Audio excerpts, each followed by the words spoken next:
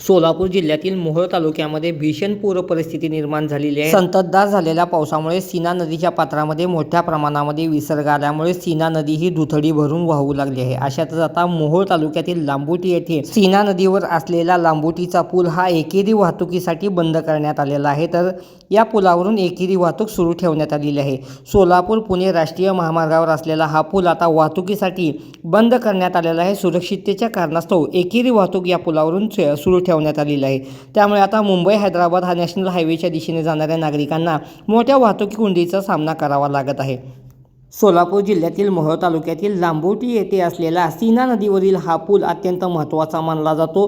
पुणे आणि सोलापूरला जोडणारा हा पूल आहे आणि पुणे आणि सोलापूरचा संपर्क काही वेळात बंद होण्याची शक्यता वर्तवली जात आहे। त्यामुळे मुंबई हैदराबाद या राष्ट्रीय महामार्गावरून प्रवास करणाऱ्या प्रवाशांनी आणि नागरिकांनी सतर्कता बाळगावी असे आवाहन प्रशासनाकडून केले जात आहे। सोलापूर जिल्ह्यातील मोहोळ तालुक्यातील लांबुटी येथे असलेला हा पूल पुणे आणि सोलापूरला जोडणारा महामार्ग म्हणून ओळखला जातो।